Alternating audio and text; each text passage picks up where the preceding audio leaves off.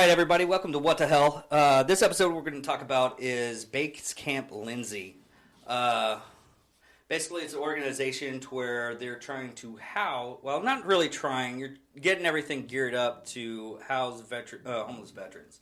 Now, first thing on that would be what's your charity all about? What kind of guidelines are you trying to set for the charity to house all these veterans, and where are you getting started with it? The guidelines right now, we've just purchased our building that we're going to use to, provide homes for the homeless veterans. And right now, we are trying to get that building renovated. We're in the process of getting the city permits and everything to begin demolition. We have a general contractor, but that's where we're at. And once our renovations are done, we hope to have doors open. Well, I also looked at and seen that you had like a post on your Facebook page that basically you're selling squares. I wanted to ask you about that more because a $20 square, you get a signature, a little. What does it entail? This is what I think our best fundraiser ever. And what you can do is you can purchase a square foot tile of that actual building. That will be your square tile, and you can come in and autograph it, or write a message, or have your kids decorate it, whatever you want. That is your tile, and it's $20 a square foot. And the goal is obviously to have every square foot in the building purchased, because that's going to get the roof and the electricity set up for us, which is a major fundraising goal of ours. But it's also really brilliant because it ties anybody who participates to the building. They get to come in and physically touch what they're donating to, as opposed to just writing a check. And then they're tied to that forever. They can come in 5 years and 10 years and show their friends and family, hey, this is what I did. This is how I helped. And on a side note for that, I'm a board member for Base Camp Lindsey, and they have agreed that if I sell 248 square tiles, which is the size of one veteran's room, that they will allow me to name that room in memorial of my fiance who was killed in action. Because I can't afford to sponsor, the room like, a business can. But if I can get enough tiles sponsored, then they'll go ahead and let me do that room in his name. So okay, cool.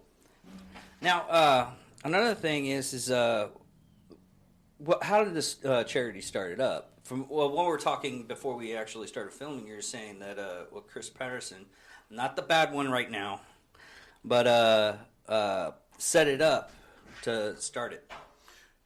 From my understanding, I mean, he was invited to come in and be a member of the board, and he was going to be able to help us set up and get a lot of these things that we were wanting to do funded. Obviously, with a lot of... It just didn't work out. Yeah, I mean, with a lot of pull that he's got here in town, and it's obviously it was a no-brainer to bring him in. And on top of that, Harry Patterson he's a Christian, and he's very active with wanting to do things for the veteran community. So, at some point, we would like to revisit that relationship and invite him back into the fold. But we've got to make sure that all of our I's are dotted and our T's are crossed before we do that. No, okay. You basically want to set it up to where it's already going, hey, could you help out a little bit more, right, type thing. Yeah. Because I had the same thing, because when we were doing the honor flight, basically honor flight is it sets up veterans to take a trip to Washington, D.C. They started out, what they did was they started out with World War I veterans, and they worked themselves up. My dad was on that list to go. He's a Vietnam vet, and he set it up. We're set up to do that, but the whole trip almost didn't happen. But luckily, they had a golf tournament. One of the guys up there was like, "How much is it?" It's like $65,000. Cash check right then and there. A lot of times it's just getting the right people in the right situations. And we have so many wonderful volunteers that have helped us and contributed. but this has been going on for a while now, but we are finally in that direction where we are making movement. We've got the building, because that was a fight to get the building, especially with everything, court being delayed with COVID and everything, so to get it voted on. But now we are ready to start renovating, and that means our doors will be open. That's awesome.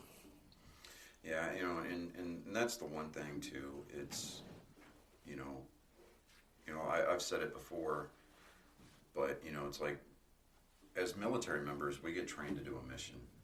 We get, whether it's sent places domestically or places overseas, we're sent overseas. We're sent out and trained to do a mission, but we are not given that training to transition back into civilian life. Yeah, that's a lot of the podcasts that I listen to, especially like Free Range America, anything with like Andy Stump, Cleared Hot. They're always talking about not transitioning. I mean, Rob O'Neill, the guy that shot Osama bin Laden, he set up an organization for special ops to basically set them up to get CEO jobs and everything like that. And a lot of the stuff that he puts out for his charity organization is the problem solving. Hands down, I'll hands down on that some of the military people that get out of the military, they can't really problem solve that much. They're just there. But most of the organizations, like special forces and stuff like that, or infantry, they're problem solving like that only because they had to problem solve like that. Yeah. You're in a situation to where, hey, we're all about to die. Yeah, and we need to fix this problem to where they're about to die. Yeah, and not to take anything away from the support MOSs, but a lot of the combat MOSs, like the infantry, Rangers. I mean, Rangers is infantry, but your special forces, Special Operations Command, basic ground pounders. Whether it be Army or Marines, but we are trained to exist in a fluid environment. Yeah. So but what I find is, and I can't remember where it is that I heard this, but it just stuck with me, that when we come home, we don't have that constant factor of chaos in our lives, to give us some kind of like comfort, comfort or normalcy, because whenever it hits the fan, a lot of times you just take that deep breath and try to slow everything down so that way you can allocate your resources. Yeah. But when we come home and then it's not there, a lot of times we'll recreate that and inject it into our own lives, and that's why like suicide and divorce rates are incredibly high, across the veteran community. And and I think too, there it has to be a two-sided, it has to be a two-front battle where we train our brothers and sisters when they're coming home how to transition, how to cope, how to deal, get them off of that mantra that it's not okay to be okay. In fact, quite opposite. It is okay to be not okay. Yeah. And reach out for help. Call whoever it is that you need to call. It doesn't matter what time of day or night until somebody answers the phone. But on the other side of it is, needing to find programs or create programs to help the families. Because they're back here, living. We're just over there surviving. But when we come back, I mean, they've been over here living. They've been dealing with the bills, the days. They've got to balance. They've established that command structure, so to speak, for lack of a better term, within the house. And then here we come, expecting things to go back to the way that they were before we left. And a lot of times that's not the case. And you'll get a lot of that, the spouse that stays home becomes the alpha of the household, and then here comes G.I. Joe, and they're butting heads all the time. Plus, you add PTSD, and it's, it can be a bad situation. And I think I want to say it was 78% of homeless veterans who have sought mental health services were determined to have a traumatic brain injury, because that's a big problem. A TDI. Yeah, for us, in this community, it's like, oh, we don't see homeless people. Why would we contribute? Why would we want to give you money, to help, fund this nonprofit? Because where are the homeless people? Well, they're there. They're there, and we have homeless veterans here in our community, in our county, and they're painfully embarrassed because of their life circumstances. They're reclusive. They're shy. This past Christmas stand down, Vern, he's one of our homeless veterans that we know, and it was so significant for me because I met him the year before, that he was willing to speak on camera, because I wanted to say, look everybody, this is a homeless veteran, and you can see that he's struggling with problems, and he is a kind man, and he needs our help, but they are there. Here he is. And I had to really I was like, Vern, will you please talk on camera? Will you please interview? Because he's very, very shy, but they're there, and they do need help. And I feel like it's everybody's responsibility to help people, because these are people that sacrifice for us. Yeah. Well, a lot of people that, there's a lot of, for TDI and PTSD, they're trying to use DMTs and other hallucinogens to actually, because basically what it basically does is it takes your frontal lobe and just stops it from working for a while. Then you are able to basically reset your brain. A lot of doctors are saying for the PTSD, it's like total reversal once you start the treatment. Mm-hmm. And that's one of the things that a lot of people don't understand is even with the TDIs are, you can get a TDI just by bumping your head against the wall really bad. Yeah. And that really affects you. I had a friend tell me about one of his sergeants. He was a Green Beret, and he was going back and forth so much that he had so bad of TDI, he had to use a GPS just to get to work and get home. Yeah. And that's what a lot of people don't understand. They're like, oh, they're just it's just because of the war. No, it's the factors in that war that messes you up. Yeah. And it's not even combat. It really isn't even just the combat. It's the trauma to where, hearing. Hearing loss. Every Marine I know has tendonitis. Yeah. They live with that. Yeah. And that could affect you mentally too. Yeah, I have to sleep with a fan or something going in the background. Otherwise, I just get that constant ringing. I was a 50 cal gunner. So, I feel for you, buddy. Well, even right now, before because I started doing, I want to do 3 guns and everything.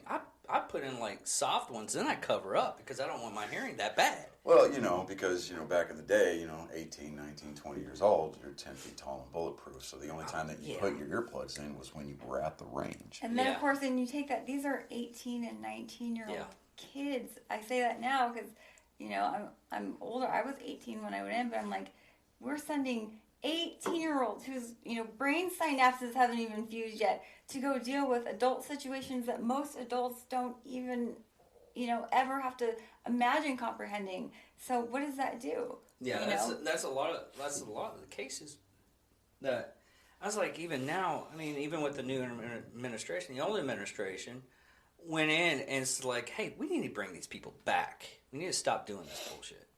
And now they're sending over more troops.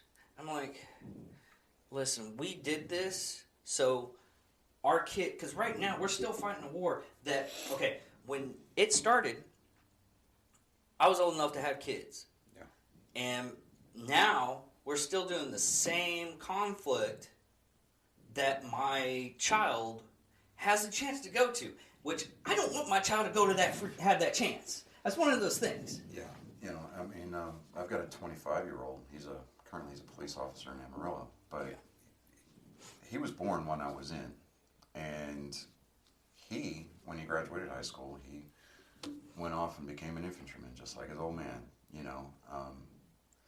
and so I got to experience both sides of the equation. You know, it's like I was in, and I did everything that I was supposed to do. I came home, and now my son went, and I had to stay home. You know, and I'm telling you, I developed a very newfound respect for, for the families and the parents that have to stay home while their kid goes overseas.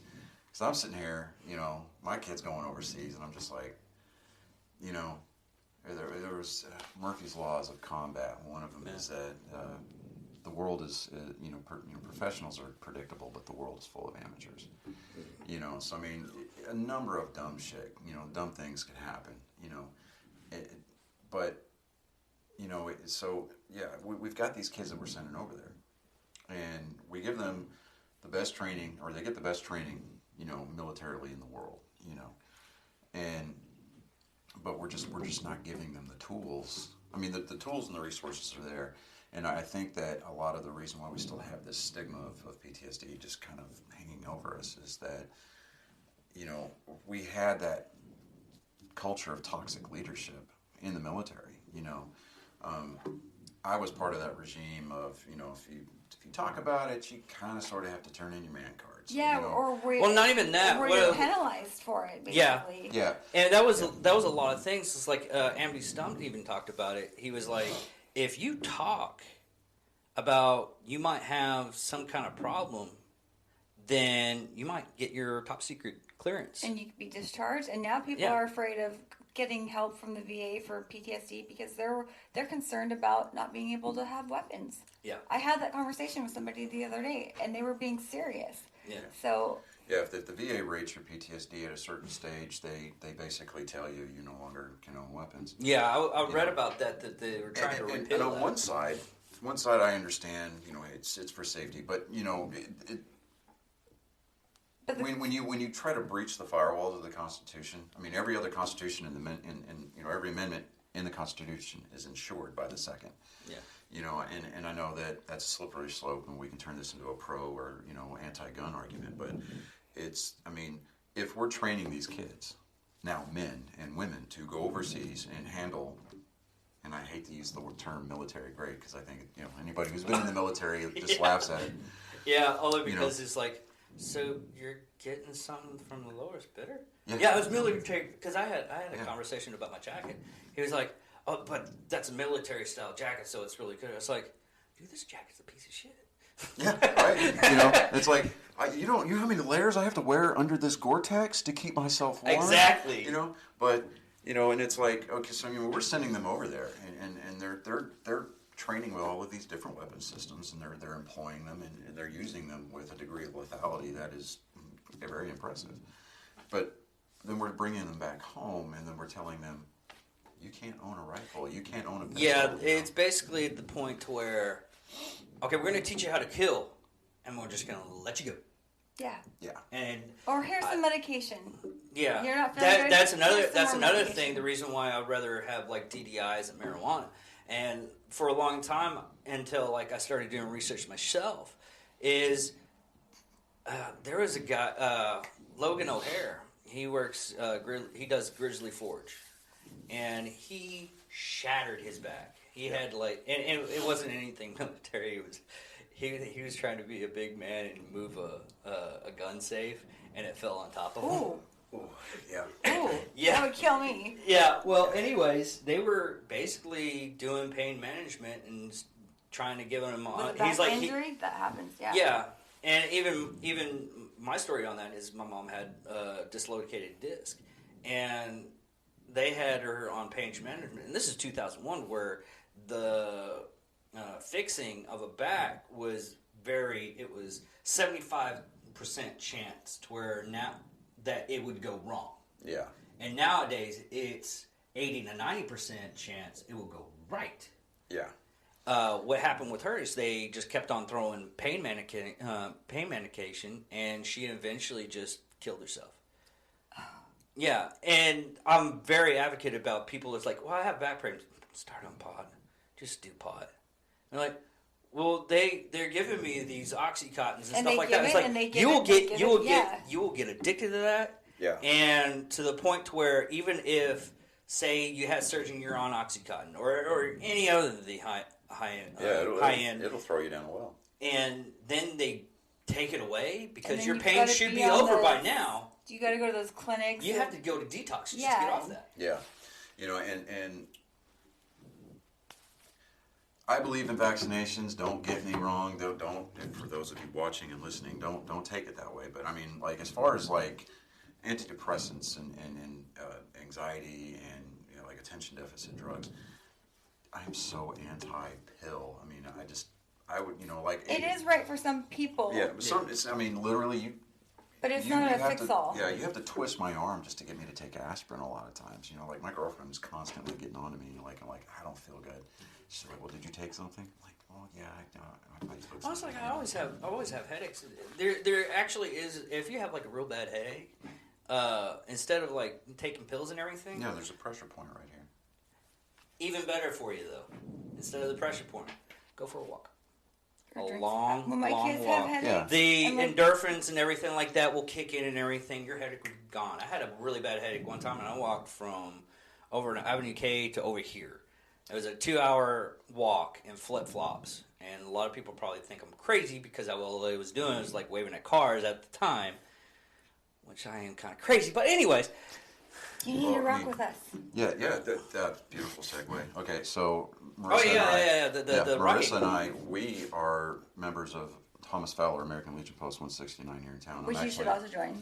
I did join, and that was when I first got out of the service. Me and my brother-in-law went in there, did that. He's and we the just vice can't- commander now. Yeah, It's a I'm vice whole commander. different. It's the coolest. It's not to take away from our older veterans. Yeah. And it's not like a situation where you go into these older churches and everybody, if you're not reading or singing from the red hymnal book, it's blasphemy. No, I mean we have to evolve the mission. We have to evolve the way that we conduct our mission. Yeah. Because I mean the demographics of the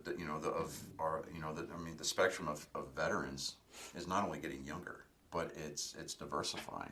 So I mean we have to be adaptive in order to stay relevant. Yeah, because there was a therapist that actually said, and she was for us to the point where, you know what the big difference between World War I veterans and World War II veterans, and veterans after like Vietnam and era, one big difference. It's World War I, World War II. They stopped fighting for a while for the combat. It was still chivalry. Yeah, To where the two commanders would come up and talk it, and they would do that. Nowadays, you're 24/7. And it's a constantly evolving war. We don't, Yeah. you know what I mean? Like we can't keep up. We're And it's still more or figuring less out how like to. the drug war. It's We're just now learning how to treat the Vietnam veterans for PTSD. Well, we've got everybody now. I mean, it's you know what I mean. Like it's we can't keep up. Essentially, we're doing our best, but I don't think that medications are the solution. I think that if your brain is unable to produce a chemical that it needs, then by all means, I wouldn't deny myself insulin if I needed it. It's like that. But I personally have seen the VA just dole out medications to the point where this person has PTSD and you're making them, catatonic. I mean, That's not fixing anything. One of the reasons why I wanted us to start this rucking program at our post is I'm constantly saying that adrenaline and muscle memory are a hell of a drug. Yeah. I mean, we're not asking our brothers and sisters to come out there, throw weight on their back, and let's go walk a few miles and then talk about all your shit. We don't want, we're not trying to do that. We give each other a bunch of crap. Oh, yeah. We're constantly making fun of the Marines, calling them crayon eaters, and I'm constantly giving the Air Force people crap because they didn't actually join the military. And people call me the child. No, that's the Coast Guard. This is true. It is Coast Guard. Yeah, but I mean, I'm like, well, isn't that cute? The sky janitors are wearing their pajamas now, because I was Army, so, Yeah. but I hate to already. Yeah. I hate to tell you this right now, but because the Army couldn't figure out how to run a electric kitchen in Kandahar, Afghanistan, I had to go to Afghanistan. I was not supposed to go to Afghanistan. I was horribly terrified. I wanted to play video games all day and watch TV. I used to have a poster in my barracks room. It was just a regular infantryman, and walking, and it's Oh, raining. the one with the four guys. Yeah, well, the first one is it's raining, and then the grunt is saying, "Well, this sucks," and then the next one is a ranger, and he's sitting in a foxhole, and it's filling up with water, and he's like, "I like the way this sucks." And then you got a special forces guy who's doing a patrol through a swamp, and it's raining sideways, and it says, "I wish this would suck more." And then there's an airman whapping it, not whapping, whap, no, not whacking. whacking. There you go. He's hitting a remote on the arm of his recliner, and there's white static on the. He's like, this sucks, So I mean, that used to be on the wall of my barracks room, and we had.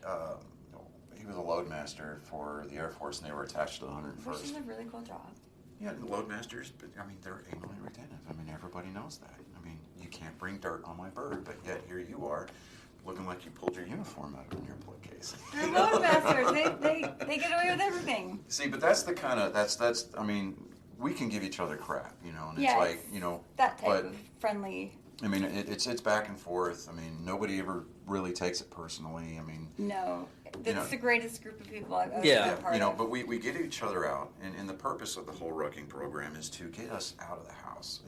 Get us away from the get away from the alcohol, get away from the pills, and away from any kind of like thoughts of hurting yourself. Because I mean, I know that it's become kind of like a meme now, but it's like I'd rather listen to you bitch about things than me have to take time to go attend your funeral, because we just recently lost an airman out at Shepherd about a month ago. Yep. He committed suicide. Now, what the particular circumstances of his situation were, we don't know, but the fact is that we still lost a service member to suicide.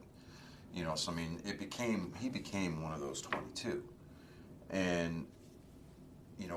That's 22 too many. I mean, one too many. I mean, whatever it is, we shouldn't be losing people to that. Because I'm of the firm belief that the veteran community is a national resource, not a natural, but a national resource, because it doesn't matter where you served, how long you served, if you saw combat, if you didn't see combat, it doesn't matter. You served in the military. You're a part living, of that network. Yeah, you're 1%. Yeah, you're part of that living representation of American history, and a lot of those stories and a lot of those historical events, they're being lost over time as the veteran community starts to age and die or commit suicide. So, we need to protect that. And just like when you go overseas, it's not about the red, white, and blue. It's not about mom and dad. It's not about mom's apple pie. It's about the person to your left and to your right. Exactly. And we need to refocus that attention. Because when we come home, one of the things that a lot of people do is they lose their identity.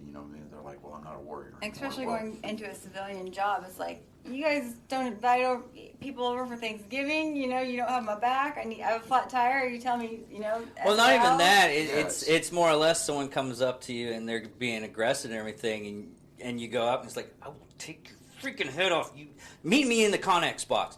It's like, what is he talking about? Wait, Stan, we don't talk about that around my here. last job. And it's not even that, because I mean that advances that stereotype that we've been painted as. Just like, well, you come back and you're just ultra aggressive. Well, no. I mean, to a degree, yes. It's funny to make fun of fat people. That's our default setting.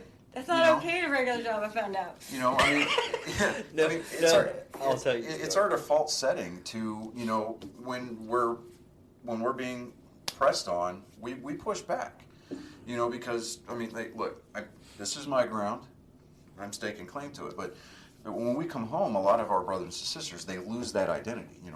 They don't view themselves as warriors anymore because they don't have that mission statement. And there was an article, I forget who it was that wrote it, but when we come home, we can still identify as a warrior, but we just need to shift our mission focus. So instead of taking that high ground, or taking that open area and securing the perimeter on it, whatever it is, or clearing that village, whatever that objective was, you can shift that to where, for me, I've got kids, so I mean, I'm on my I've been divorced twice, so it's like I'm not a husband anymore, so whatever. But I'm still a dad, so I mean, I can focus I shift my focus from being a warrior to being a warrior for my kids. being the best dad that I can be, being the best, human being that I can be. And, you can still fight for your brothers and sisters, but you can do it in a different way. So we're not necessarily employing direct action. We're not necessarily employing indirect fire, calling in airstrikes. We're not doing any of that. But we can take that and we can shift our focus to, caring for the ones that feel like they got left behind. Yeah. We can come back around. We can pick them up. We can lift them out of whatever situation it is that they're in. And we can show them, hey, there's a better way, And here's a group of people who aren't going to judge you, who will support you and appreciate you and include you. Because I think there's a big stigma about, veteran organizations. Like, I have a lot of friends that are like, ew, I don't want to, do that. And like, it's not what you think it is. As a matter of fact, it's the greatest group of people that I've ever been a part of. And then they're networked to so many other great peer-to-peer veteran network groups. But it's not like, this therapy kind of setting where you sit around and talk about your issues. It's like, no, we go and we do stuff and we have fun, and it's actual people who will have your back in a way that, my parents had COVID and not like bad, like they were not doing well. And my friends text me, this guy and another one of our friends came to my parents' house to bring them food. That doesn't happen. Yeah. They came to my parents' house. Like my best female friends sent me a text message, and it's that kind of thing. Like, whatever anybody needs, like, these are the people that will actually be there for you. And those are good friends. And those are people that make you smile and want to get up, every day. Yeah. And we do stuff that's, more physically challenging and less physically challenging. There's something for everybody, but and you're with other people and you're doing something good, and it gives you that sense of purpose, and you're with really great people, and those are really hard to find in the civilian world. I mean, and there's almost like an exclusivity to our community, as far as veterans are concerned, because we still have that inter-service rivalry. It's like this year, well, I'm telling you, walking with my chest stuck out, because not only did Army beat Navy, but they also beat Air Force and took the Commander-in-Chief trophy. Yeah. And I brought that up at our monthly meetings, Like, we had our monthly meeting took place during Army-Navy week. Fuck this on. Yeah! Dude, that last bit of the Army-Navy game, I was fucking pissed. I literally sprained my freaking wrist because I was so pissed off. But I'm sitting there going, I'm like, we had an event at Buffalo Wild Wings, where we kind of just met over there and we got a table, and we had them on that back patio portion of the restaurant. We had them change every channel, every TV to that game, and they were playing the main audio over this restaurant speaker so we could hear what was going on. We had Air Force guys, we had some Army guys, another buddy of mine who lives here in town who was a member of the 101st with me. He was there as well, and we one of our newer members, he's an Army lieutenant, so I mean, we kind of introduced him to the whole, Army-Navy culture, Army-Navy culture, and, so I mean, we're sitting there and just going to town with each other, and one of our guys, his name is Steven, he was in the Marines. And so, we affectionately refer to him as our crayon eater. So, and he embraces that title. I mean, just overwhelmingly. What's his favorite color to eat, though? I would think it would probably be like... I thought it was... blue or green? Most people say blue. Yeah, well, see, yeah. But like, he's that special kind of guy that I think he would probably eat gray. Yeah, he's a college teacher, so... Yeah, okay. Because, he wants to represent everybody, so, you just go gray. But I mean, that's the kind of thing. And, and it's like, there was even an airman during the Army-Navy game, towards the second half of the game. He was just over there sitting by himself. And I'm like, you know what? No. Nope. Yeah, I walked over there, and I was like, hey, man, why don't you come on over here and sit with us and watch the rest of the game? And he was like, oh, man, I really appreciate that. I mean, because, I thought maybe for like the first 2 quarters of the game, he was just over there waiting on his girlfriend or some of his buddies to show up. And he's like, nope, I'm just out here kind of chilling. I was like, oh, come on over here. And, I mean, it just, we just added to the environment, to the atmosphere, and so and then we start getting into things like our humor. I mean, veteran humor is just it's something that only veterans can predominantly understand. dark. Yeah. A lot of people just don't get me because of my humor half the time. Because I was like, one time someone asked me, I was like, well, how did you sleep? Just like God through the Holocaust. They're like, what the? Oh yeah, well, see, Rocky, most people are like, oh, but me, I'm like, part of me wants to cringe, but the other part of me, I'm like, bravo. Yeah. And it's like, we can tell jokes like that, and then it's like anybody from the outside of our community hears those, and they're like, you just are just savages, and that's why I appreciate, groups like Matt Best and Black Rifle Coffee, and like Range 15, that movie, Dude, that was freaking I awesome. pulled a muscle laughing so hard at that movie, because I'm just like, especially that scene where he gets out of the truck and he's like, I got a challenge coin for you, and they're like, yeah, Pogues love challenge coins, and it's like, I'm sitting there just laughing, and I'm like, nah, my favorite part is when Evan Hafer gets his dick ripped off by the midget. And then he gets it slapped in his face. Okay, we promised we would not be too inappropriate, though. Yeah. See, but, this is a podcast, and this is his intellectual property, so, I mean, he can... Yeah, it doesn't really matter. Okay, the thing about when YouTube... we were told to keep it PG this morning, it was in relation to the thread that we are a part of. Okay. So... When you go through it, though, YouTube, once you get past the 5 minutes, you can basically... Nothing nude or anything like that. Yeah, no, we're not going to say anything. It's why I like super, Yeah, it's why I like Mike Rowe and his podcast the way I heard it. He's like, the podcast for those with a short attention span. And I'm like, see, yeah, exactly. But now he's expanded it to an hour, so like once you get past the story, he does. He's the dog trainer down in No, Houston. that's the dog whisperer. That's Cesar or whatever. I forget his name. There's Mike Rowe is the guy that does Dirty Jobs. Oh, okay. And narrates all the shows, like how the universe thinking works. of the Seal Dog trainer, Drop Mike. Yeah, That's the one no. This is Mike Rowe. I mean, he has that Works Foundation. I mean, love listening to him. He does his podcast in the style of the old Paul Harvey. Stuff. Dude, that's awesome. Yeah, so I gotta start listening to him. Yeah, I mean, it's like the way that he writes these things, and I'm just like, it blows me away. And this week's episode, he was talking about the voiceover community, and him and his producer will both do voice acting, and they were just like, here's my funny story, and here's his funny story, and so like, because he originally was talking about how he used to work with all these other people, and he just does this quick little $200 soundbite thing, comes back after a month, and there's like $26,000 stuffed in, of checks, residual checks stuffed in his mailbox, and he's like, whoa, so, yeah.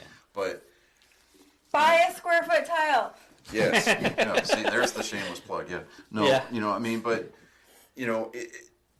wherever people are that they're listening to this, or they're watching it, like, find those organizations if you're a veteran. And if you're local, find us. We're Post Legion 169, and our rock group is 169 Rockers and Base Camp Lindsey, and then we're linked we have like a parent group out of Lawton, and that's the Blackout Rocking Crew. But we are all tied together, and we all help each other, and it's a great community to be a part of. And you're helping, support homeless veterans. You're doing something good for yourself. A lot of the rucks are fundraiser rucks. They're all our parent group in Lawton. When they ruck, they do a community trash pickup while they're rucking. It's always something good. It's like a win-win. And rucking burns as many calories as running, and it's low impact. So. And it works your heart 3 times as hard than actual running does because you're carrying weight and you're having to maintain a certain pace. But I mean, when we get out there and we do these rucks, and when we get out there and we have our post meetings, we have post functions with our American Legion, we stay away from politics and religion as much as humanly possible because those are two of the most singularly you're always wrong. And I mean, it's polarizing. We don't want to. So we're not in the business of driving people away. I mean, you can have your your point of view. We don't care. As long as you are active and as long as we see that you're benefiting from it and giving back, you know, I mean, and because we're all in this fight together, you know, so it's you know, we can give each other a bunch of crap, you know, make jokes about each other's branches of service, make jokes about everybody's jobs, you know, it's like, oh, I was in the infantry, I'm going to end up with a name, you know, a job with a name on my shirt. Well, guess what? You raised your right hand, your name was on your shirt too. Yeah. You know, so I mean, we give each other a bunch of crap about, you know, what each other did in the, you know, the military, what branch you served in, whether or not you actually joined the military, Coast Guard. We don't even have any Coast Guard people. Actually, we have an auxiliary here. Actually, what's really funny is the Coast Guard is not part of the DoD. No, they're part of Homeland Security. Yeah, they changed that though, right? No, it's always been part of it. The Space Force is the more part of the DoD than the Coast Guard is. The Coast Guard is mostly doing just stuff off the coast of Miami. They're all over the place. Yeah, they are all over the place. Like, so we have an auxiliary here. Yeah.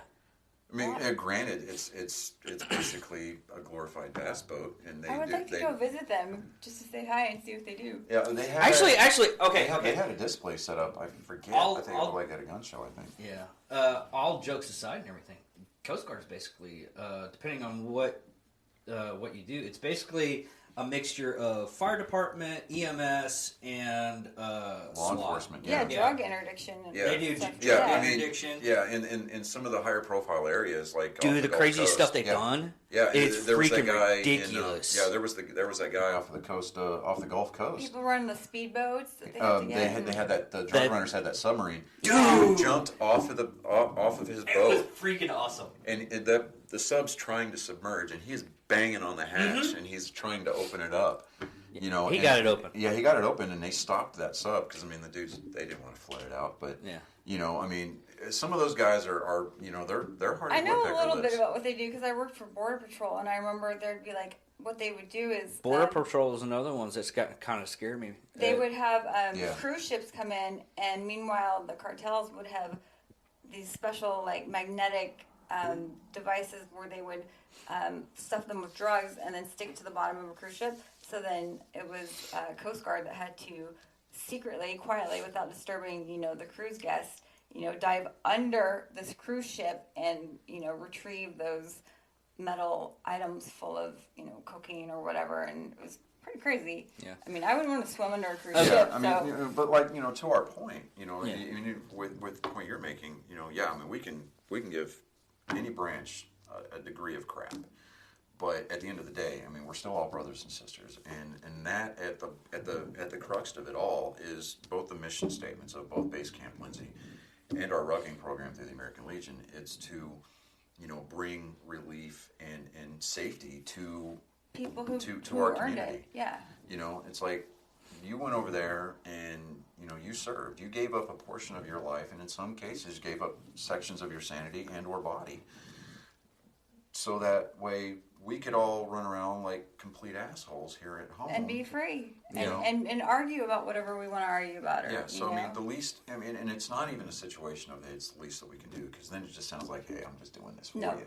You know, it's our obligation. It's every citizen's obligation. That's my standpoint. Yeah, I mean, it's every citizen's obligation, but to that effect, you know, when I signed up, when you signed up, we didn't do it for the glory. We didn't do it because, hey, I did it because I needed a job at the time. Yeah, you know, I didn't want to go to college. For me, it was family business, because we've had a skeleton in every major, you know, American conflict. You know, from the Continental Army on the way up. You know, okay.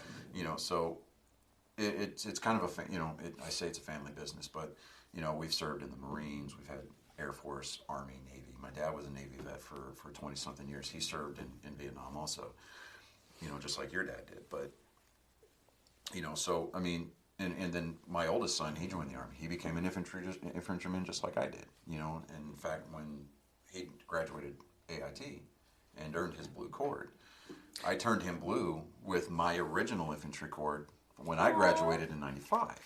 And he still has it, so you know I'm like, no. See, that was another thing that a lot of people don't understand is people that were in the military. It's like me. I was services. Basically, all I was a cook. I worked fitness, mortuary. Did you go to school in Virginia?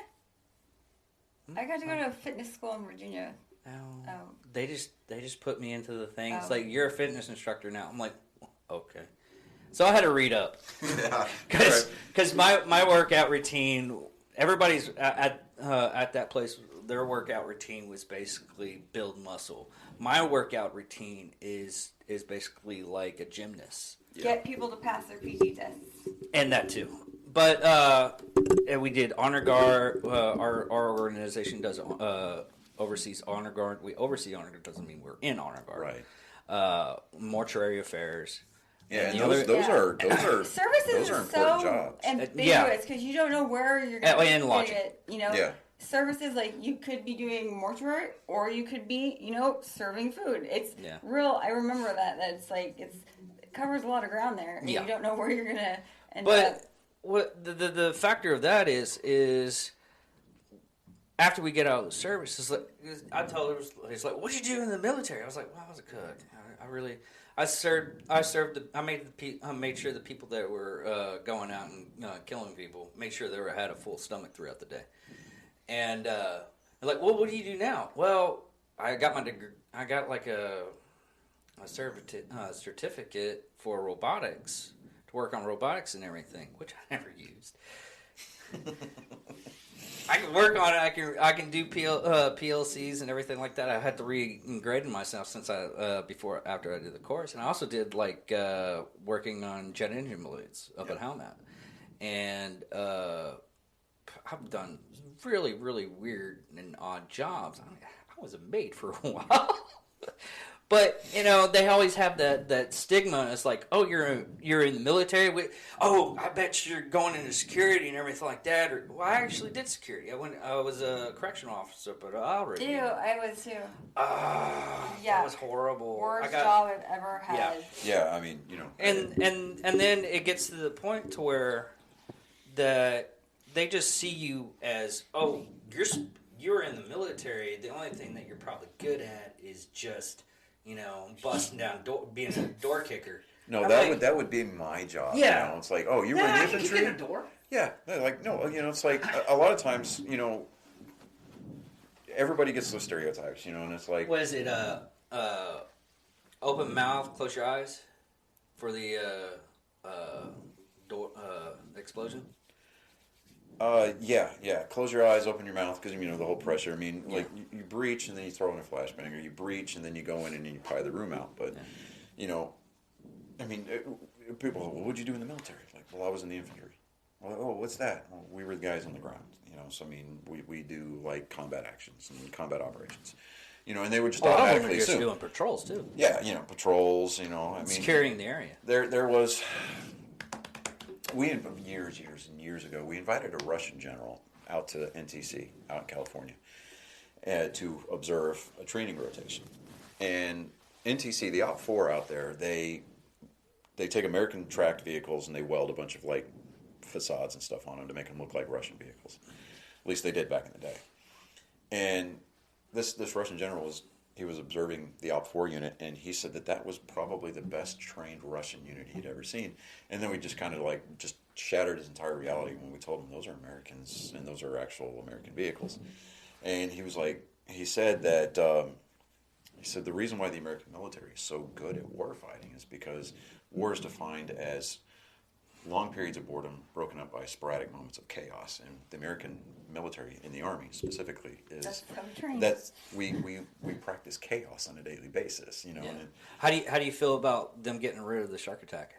I don't like it. I mean, to a degree, it's like, okay, because I'm old school, I mean, and to a degree, yeah, I'm guilty as being one of those people if you don't read from the Red Hymnal book, but I'm fluid in that sense. But it's when I got off the cattle car, I mean, I had a drill sergeant dropping me for push-ups every 10 paces, and it was like, but I had mentally prepared myself for that, and I welcomed it, I mean, I was one of those strong, smart privates, I knew the answers to the questions, but I also liked getting smoked, so, and it was like, your stereotypical infantryman, we're knuckleheads, pound on a wall, hard as woodpecker lips, and stick me in a direction guy, but now when they first talked about losing the shark attack, I'm like, I mean, that's almost like a rite of passage.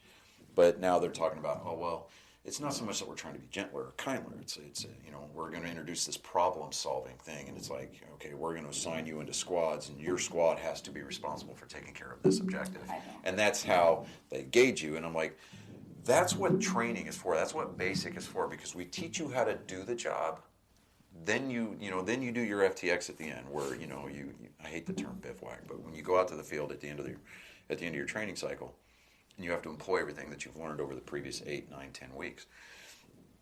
And then once you graduate basic, you're a soldier, and then you go to your AIT where you learn how to do your MOS, which for me was infantry, 11 Bravo, 11 Hotel, which 11 Hotel doesn't exist anymore. It's tow missile gunners. So, I mean, we worked with the tow missile system, and we were an anti-armor infantry. So, we either dismounted our weapon systems, or we had them mounted on Humvees or whatever. We shot wire-guided missiles at tanks, and just by the grace of God, he made me a 50 cal gunner. So I'm like, yeah, okay, I'm okay with this. But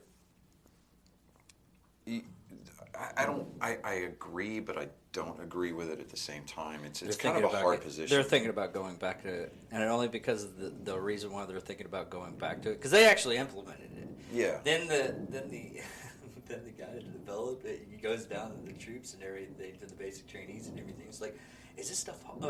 How does this make you feel and everything? Going through this and everything, and he's like, well, this is freaking easy. Yeah, oh man, he was so livid. Call me old school, but it's like, okay, whenever we went to basic, you were under lock and key. Like these kids now, they're making TikTok videos in basic. I hate that they don't have to shine boots anymore in basic. That is about 50% of what. Well, I was never good at it, so I'm actually happy about that. I would just trade, but cotton balls, rubbing alcohol, and the kiwi bird. I did the same thing. I still tweaking underwear certain things with tweezers. You got to put that good base layer of polish on there and light your toes. Light the whole boot on fire and let it melt into the leather, and then you can go in and buff it with. Taking a canteen, iron your creases. I'll have somebody else do it for me. I still have my jump boots. That was another thing. It's like every good paratrooper, I strip them once a year and I reshine them, and I've been out for a while, and I still do that just because I take pride in those boots. Well, that was the whole reason. You can't find those types of rubber boots anymore, because that was. You can, the Bates? because Bates. No, we're talking about Cochrane's or Double H's, you know, and so you can still find them, and they still sell them in clothing sales, or you can find them on Amazon or whatever. I couldn't find them in clothing sales because with the dress uniform, even with the pinks and greens that are coming out, the airborne units still wear jump boots. Okay. So, because I had to get just regular. I hate cowboy boots. I mean, I've worked on a ranch and everything, and I hate cowboy boots. I'm the type of person. If you was like, what are you gonna do that run truck with? Flip flops. What? Are you crazy? I was like, no, I hate those. You can't be tactical in flip flops, man. I'm just. Yeah, you can. No, you can be tactical nude. Yes, go nude. That's fine. That's awesome, because then you still get that psychological fact that this dude's charging me and he is naked. But you can't do it in flip flops, because seriously, there's a reason why Jimmy Buffett said he blew out his pop top. And no, he stepped on a pop top and he blew out his flip flop. Don't wear them. The most important thing ever. Don't wear them. I do. If you're gonna go barefoot, if you're gonna wear anything, trees? if you're gonna wear anything, you just wear those. What do they call them? Small tree in my foot. That's my. No, it's the stickers that really hit you out. Oh yeah, the goat stickers suck. Yeah. But no, man. I do not own a pair of flip flops. I don't, because I have wrecking feet. Tennis shoes, hiking boots. I still wear issue Army boots. Not the. I hate the leg boots. The standard black leather combat boots. I kept those for accountability. I like the tall ones. They make my legs look better. Yeah, the taller they are, the leaner my legs look. Once you get them all short and ankle length, I look like a tree trunk. But I miss the tall boots, as tall as they go. No. But I'm short. So. You blouse, dude, I loved it. It doesn't matter what branch you were in. You can make that uniform look good. Oh, yeah. And we're not talking about, the higher the boot, the leaner my legs look. No. That's why we blouse our pants. I had mine altered because it looked like, and when I sat down, I had a huge fupa You know what I mean? Like, I got rid of that. I'm like, tighten these, take the pockets out. I don't care. I'm not sitting down with that. But Like, the uniform was designed for a purpose. I mean, not for me to have a fupa. I don't know. Well, to be fair, you should be wearing body armor over it anyway, so it's whatever. I was like In church? Yeah. Yeah, sure. Why not? I mean, look what happened like a couple of years ago with the what was it? Church in Fort Worth. Oh yeah. The church in Fort Worth, or it was south of Fort Worth, but one of the parishioners, he was an usher. He was carrying in church. Actually, if you actually look into it, he actually does a course for all of his. Yeah. Now he does. Yeah. Yeah. But no, he was. oh yeah, that's right. He He was a concealed. His job outside of churches is a concealed carry instructor. Yeah. But this guy comes in, gets off 2 shots. Yeah. And then he gets dropped. Or we could have a Draw Muhammad contest and see if we can get any terrorists. Yeah. I just don't like looking like I'm in a maternity uniform when I am not. That's why we go shopping for the right size. Or get them altered because they gave me one that's large. I'm like, okay. Yeah, you can have them altered. Wish I did. Yeah. Just not to the point where, like, I saw this one first, Sergeant. Because, according to the AR-670-1, which is the reg manual for Army uniforms, you know, back in the day when we used to be able to roll our sleeves, well, they can do it now, but, I don't know if you could do it. Back in the day when we had the BDUs, right? Yeah. The woodland camo BDUs. Well, with the greens, you just chop off the arm and just have it sewn in. No, and there's a reason why. I had my pockets sewn down, everything. Reason why we don't do that is because every part of that uniform served a purpose. Yeah. So, like, we couldn't have a short sleeve BDU top. No. Ours, but like Vietnam era and everything like that. That's how they wore it. You could get your sleeves just chopped off and just tapered in.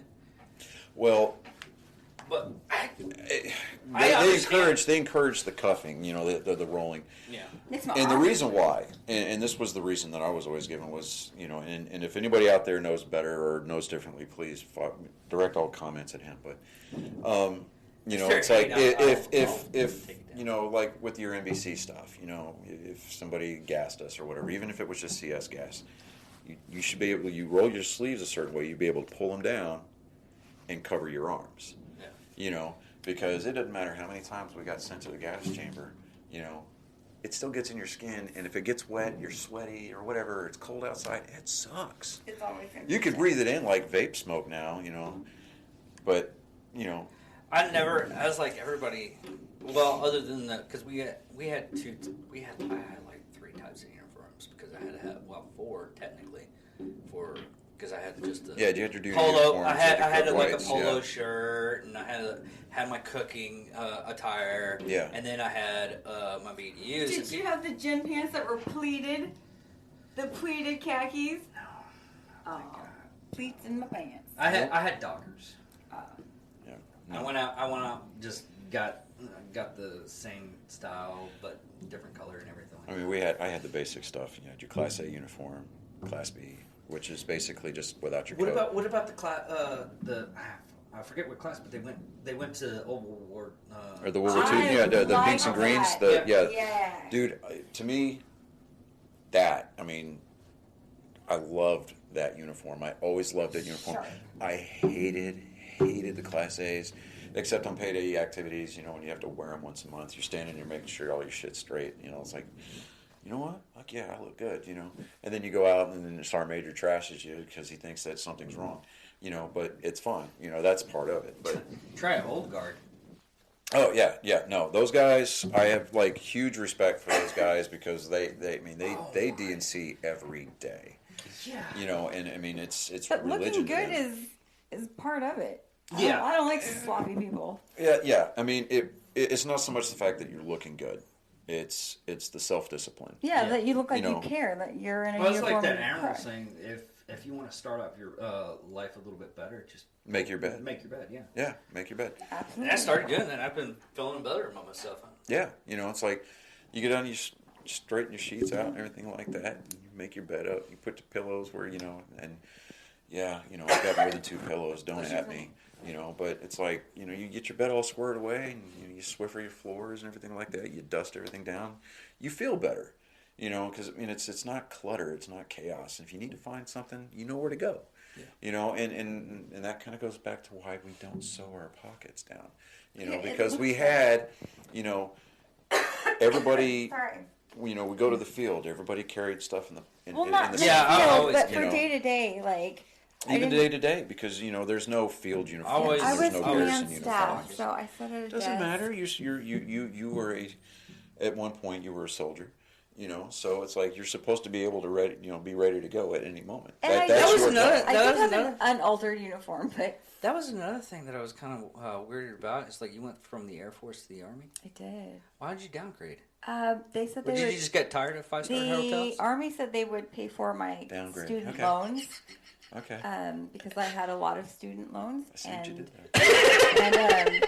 and they didn't. Dick. But I did have. I liked the Army better. It was better suited for me. So didn't get my student loans paid off, but it was Because you're an EMT. I was an EMT in the Air Force. Yes. Okay. That was one thing when 9/11 popped off and everything, and I had to go to Base X, and I was talking to a person that he was a nurse in Wolford Hall, Okay. and I was like, so what about this combat and everything? Like, it's like, dude, this is a freaking vacation. Because what I found out is he does a lot of his nursing stuff because they bring gunshot wounds and everything like that to Wolford Hall because there's a lot of gang violence there.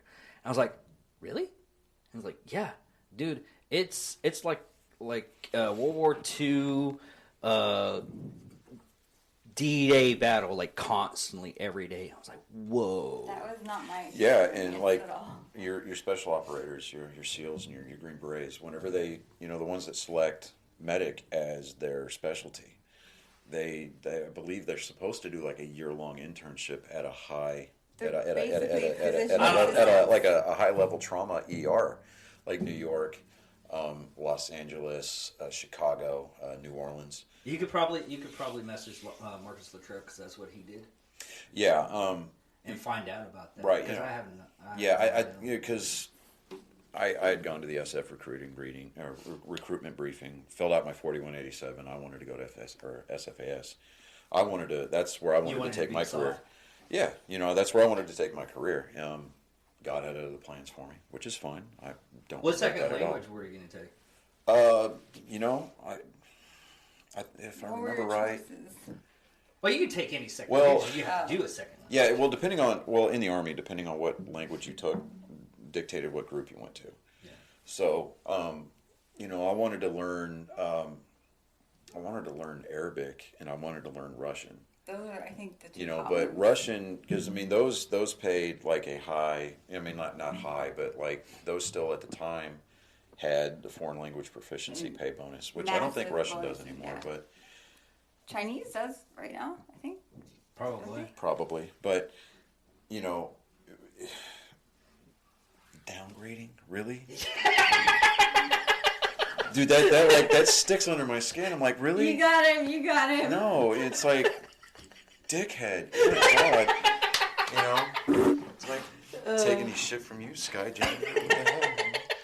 You know, but I mean, it's all good. Like I said, you know, it's like, Yeah, but when it comes around to it, if you actually came up to me and we barely know each other and everything like that, it's like, man, I need some help. I was like, all right. Yeah, Exactly. absolutely. I have nothing You else know, better to do with my you know, life. like, because, I mean, when I was in high school and, you know, growing up, it was all about the Navy. It's all about the Navy, all about the Navy. Because, I mean, obviously, Well, the yeah, Navy did you watch- paid, you know, did you well, watch all about the Navy Navies. Yeah, I mean, everybody wanted to be a Navy SEAL like Charlie Sheen, you know. But it's like, okay, you know, it's like, oh, I'll see you guys later. And he jumps off the damn bridge, and it's like, in real, you know, he is good. Like, that's not service connected, dude. Sorry, just not happening. But, you know, with A lot of Navy yeah. SEALs say that. They're like, man, I watched Navy SEALs movie and I wanted to be a Navy SEAL. I had the poster up there and Oh, yeah. everything. I'm Well, like, for me, growing up as a Navy brat, for me it was Top Gun, dude. I wanted to be a naval aviator, you know. I was with you on that. But then I found out that required a lot of math, and I just suck at math. Like math and I do not get along Everybody genetically, wants to be a fighter pilot. you know. But So when it became time for me to decide, what I wanted to do after high school, I knew that I wanted to join the military. Because when my dad retired from the Navy, we moved here where my mom and dad are both from. And I joined the ROTC unit in high school. And I'm like, well, duh, the Army is kind of a fit for me. And I'm like, I don't want to do just like a normal job, and being a medic would be kind of cool, and I don't want to drive trucks, not to disparage truck drivers, I know plenty of them. But, I wanted to be a paratrooper. I wanted to jump out of airplanes. I wanted to repel helicopters. I wanted to do all that. When you picture somebody who's in the Army, when you picture a soldier, you picture an infantryman 99% of the time. Yeah. That's what I wanted to do. And, when my dad and I had that talk, I was like 15 or 16. I'm like, hey, I want to join the military. And he was like, well, I don't want you to join the Navy. I said, no, I don't want to join the Navy. He's like, because when I get bored, just like anybody else, we get bored, we do stupid shit. And you get in trouble. Yeah, we get in trouble. It's like, so you're on a ship. I don't know what you're talking about, because a bunch of my friends that was at Keesler, there was a bar that was on the coast that's not there anymore because of a bunch of Seabees. Yeah. Oh, my sister deployed on a naval ship, and she left with one husband and came back with another. Yeah, see, boredom. And it's like, so, not to say that I didn't get bored and do stupid things when I was in the Army. Trust me, we did. Repelled off the barracks, for crying out loud. We would, yeah, I'm just, but. Except talk back to a Marine colonel. Yeah, there was some of that too. But, we were going through the different branches, and he's like, well, I don't want you to join the Navy because you wouldn't be a good fit. No, he's like, he's like, don't go join in the Air Force. I'm like, I don't want to join the Air Force. And I legitimately told my dad this at the time. I'm 16, and I'm like, I want to join the military. Anyways, see, now I'm getting back at you. Yeah. So, but then he was like, well, then don't join the Marines because you're too smart for that. And I'm like, I can dig that, So, that left the Army. And I'm like, not that the Army was my last choice, because I was always leaning towards the Army anyway. But, so my dad, he went down to the recruiting station with me, and he signed that release so I could do the delayed entry at 16. Because I graduated basic and AIT at 17. I didn't turn 18 until jump week in airborne school. Oh, really? So, Uncle Sam's present to me was jumping out of a plane twice, and, because we jumped twice on my birthday. I'm like, dude, that is like, who does that, But, I've been afforded so many different opportunities because of the things that, because of the path that I chose to go into in the military. Yeah, I could have joined the Navy, and I could have, I could have gone everywhere. I could have shared some of the same experiences that my dad had. But, I felt that pull, that calling to just sleep in holes, and just carry heavy shit just because. Learn by flashcards? Well, no. Actually, yes. We had a deck of cards for tank identification, and we'd have these our platoon sergeant or platoon leader or even our section leaders and squad leaders would sit there and hold them up, and we'd have to identify the threat armor. Not going to take anything away from it. Air Force has to do the same thing. Yeah, it's a fast learning. That's thing. how they try to. But it's even funnier when it comes from the Army, because a lot of this stuff they have. Anytime we're being instructed how to build a tent or anything like that, it was okay, these are the written instructions for the Air Force, and these pictures right here are for the Army. Yeah, and it's we get our pre-deployment briefings, and we get our safety briefings once we get where we're going. You guys get your pre-deployment briefings, and then you get your hotel cards once you get there. So, I had to, the roughest I had. And then you get the Wi-Fi password. Yeah, it's but it's. We can all very decidedly agree that our community is unique. We're You're either the type of person that's gonna be a part of it, or you're on the other side of the fence and what? And our mission is not to educate the general public as to how or why we operate the way we do. Yeah. Our mission is to reach out to our homeless and at-risk brothers and sisters and bring them back into the fold, Let them know that, hey, you are not having to go through this alone. You're not having to do this by yourself. And you have resources available to you because you have options. We're here. Exactly. We're all Yeah. over. And what really gets me on something like that is the government isn't really. Oh, if we need to shut it down, we can shut it down. Well, because we have a ruck event today at it's 2 also o'clock. 2. Yeah. Are you coming? Yeah, I'll come. I don't care. All right, cool. Yeah, 2 o'clock. The Odd Duck down there on 6th Street. It's 12:30. But it's only a 2 mile, and yeah, we're gonna do coffee or whatever afterwards, but because any of the events that we try to do downtown, or even our normal coffee rucks, which is over there by Hobo Coffee on shorter and Seymour Highway and Loop 11. That's like a 3.5 mile route on the Canyon Trail, and then we come back and then we have coffee. So I mean, we're supporting the local businesses. Yeah. And we're gaining visibility, and I want to say not notoriety, but notoriety in a good way. I mean, people are starting to see like, hey, this is a thing in this town that we want to get more people involved in. Last time we were downtown, we went to the Highlander restaurant, and we did the Ranger Panty Ruck.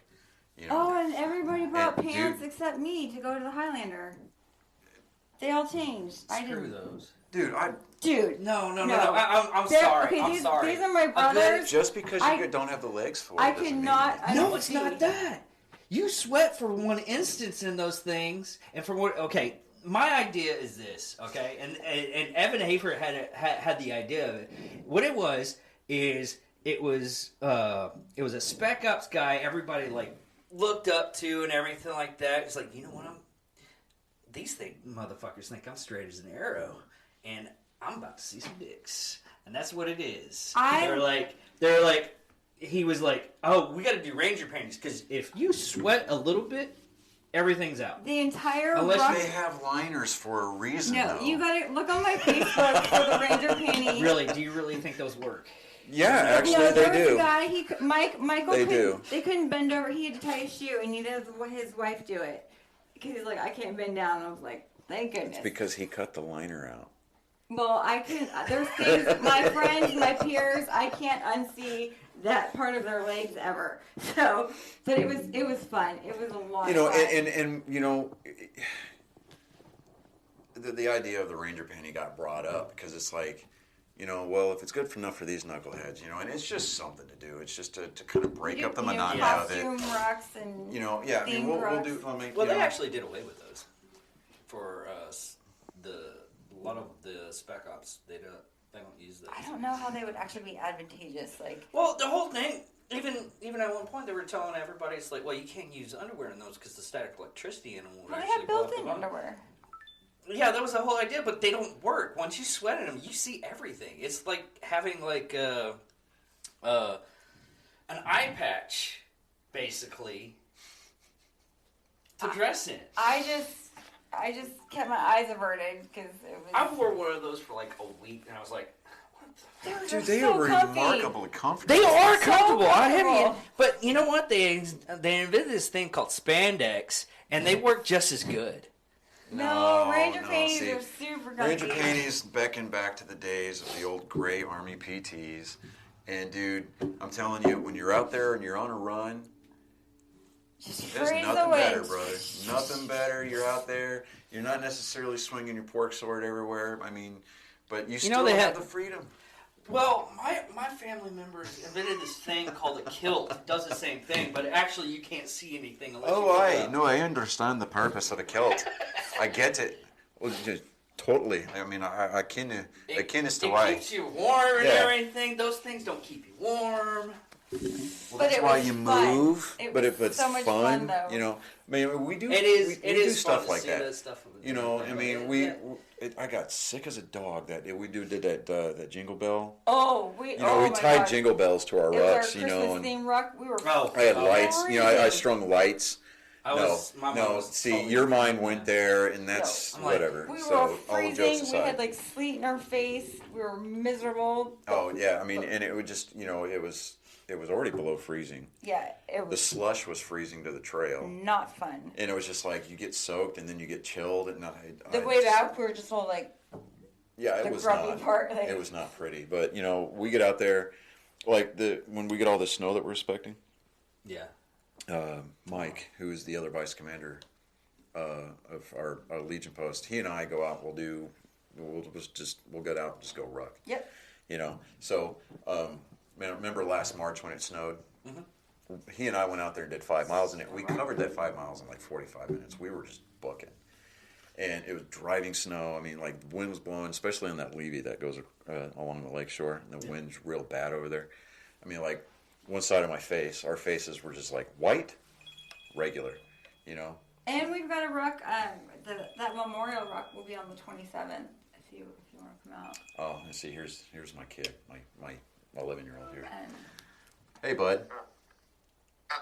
Hey, guess what? What? Guess what? Base Camp We're doing a Lindsey. podcast right now. Yeah, dude.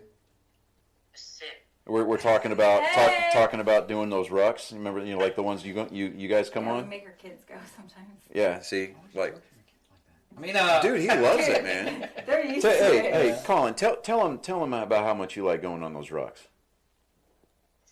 They're really fun and they also help exercise. Yeah, see. You know what also does that? Hunting. You carry the same ruck, you go out, you kill something, and you bring it back. Dude, my 13-year-old's about to do Yeah, something. you know, but yeah. I mean, I get all that, but you know, it's like, It's hard to get kids to exercise. yeah. It really is. Hey, bud, let me call you back here in a little bit, okay? Okay, but I'm having trouble with the tutorial.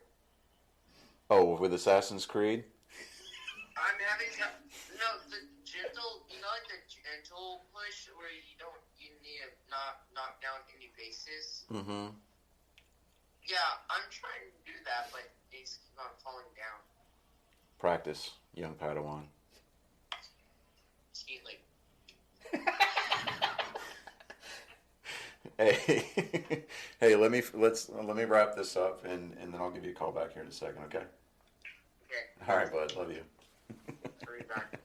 So once Base Camp Lindsey is open, we are going to have a rucking program that will be optional for any veterans who are there that want to participate, because I know they're going to be, reclusive at first. They're not going to want to leave their rooms, but once they become comfortable with the staff and the atmosphere, then if they're physically able, I'm going to get them rucking. Yeah, and that's the driving force, not only behind Base Camp Lindsey, but it's the driving force behind our rucking program.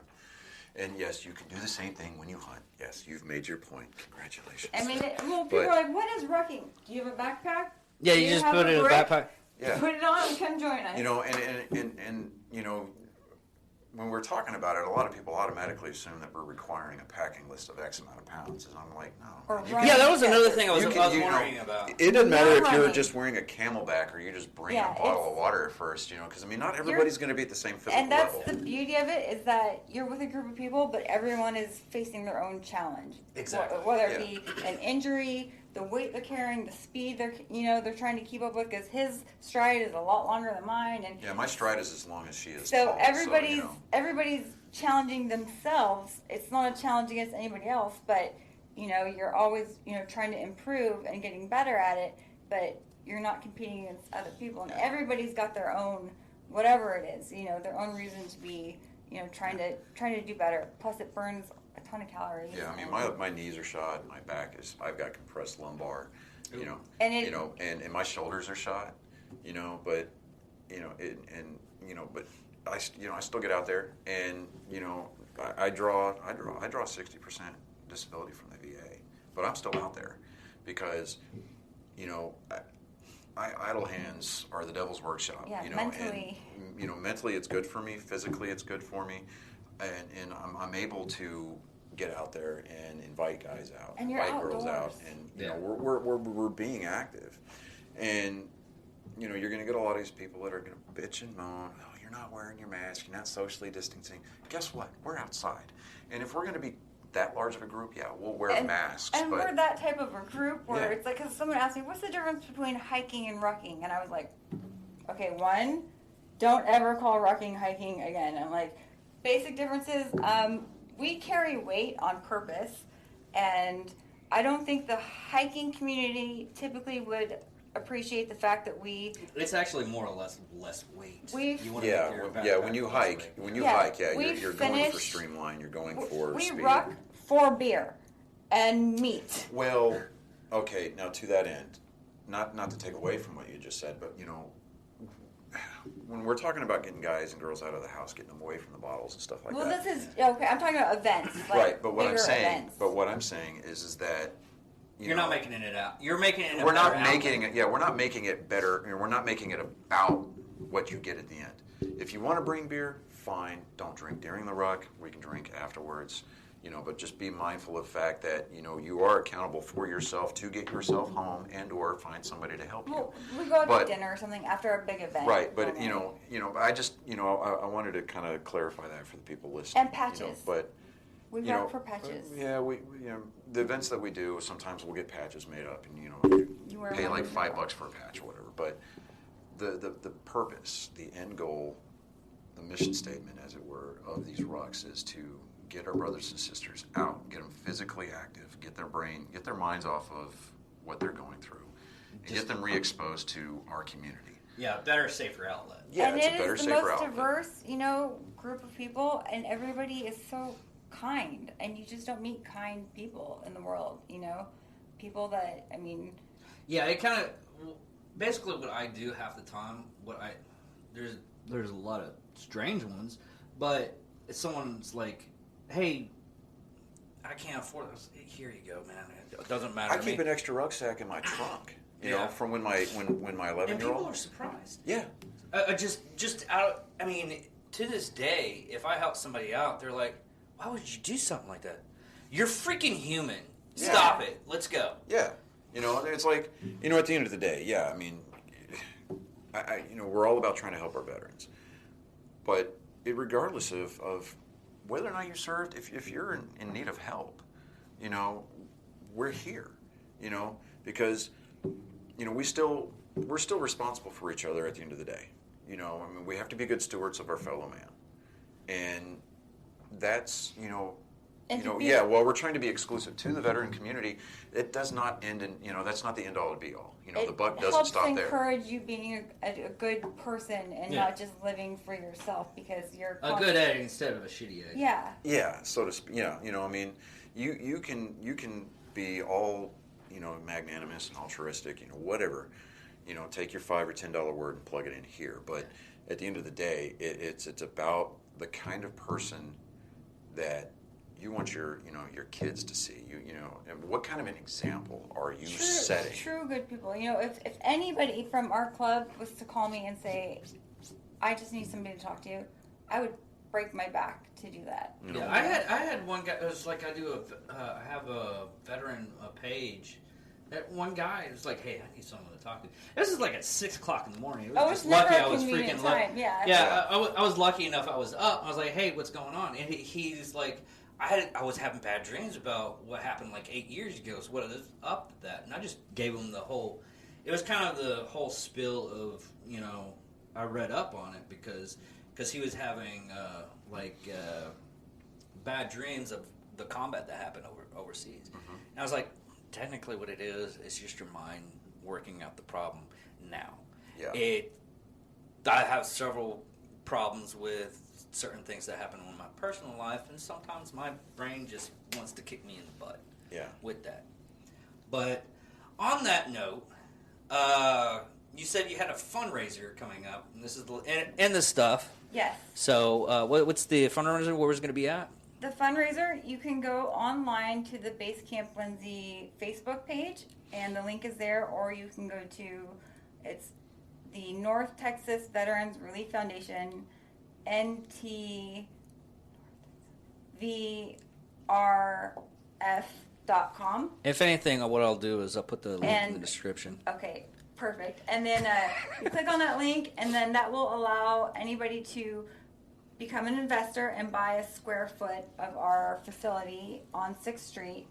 And there's two options. You can sponsor, it's $20 per square foot, and that will be yours. If you're not local, reach out. We will write your name and message or whatever you want on it and send you a photo and certificate of your square foot.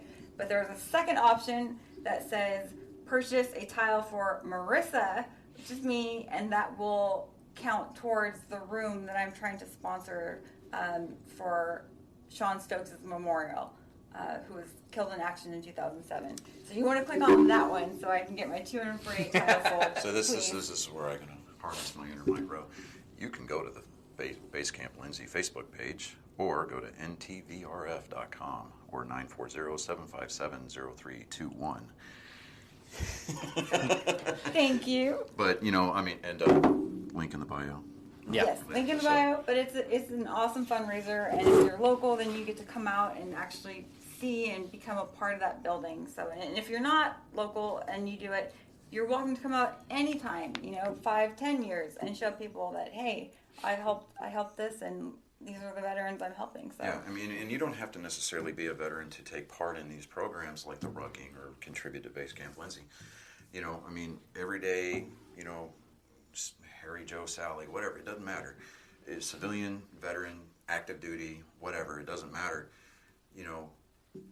We need to look after these people. These are people we need to make sure that they understand that they're not fighting this fight alone. And, anybody can come out and ruck, anybody can donate, anybody can volunteer their time. It doesn't matter. There's a greater mission here, because we take care of our veterans because they took time out of their lives. And we should never stop taking care of them. They took time out of their lives to make sure that you can have the freedoms that you were given when this country was founded and framed. And, it sounds cheesy, but I believe it to this day, that the wind doesn't make our flag wave in the wind.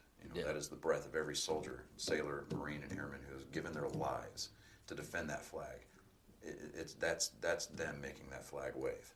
So, we need to take care of the people who came home and make sure that, that they don't feel like it was done in vain. Yeah, exactly. Yeah, that their circumstances and that their sacrifices weren't for nothing. Like, they didn't come home for us to turn our backs on them. So yeah, it's every citizen's responsibility to take care of the people who took care of them. Okay. This is fun. I want to come back and do this again. Oh, I'll have you back. I don't care. Yeah, this is fun. And this is What the Hell. You can check us out on Facebook, Instagram. We got rid of Twitter because of all the crap that's happened. We were on Pollard too, but got knocked off of that too. But we also have these shirts coming that are out. You can check us out on Facebook, and it's www.angrymeproduction.com, and you can order a shirt. We only have this one style. We're making up more. And this is What the Hell. Thank you, people. Love you. Bye.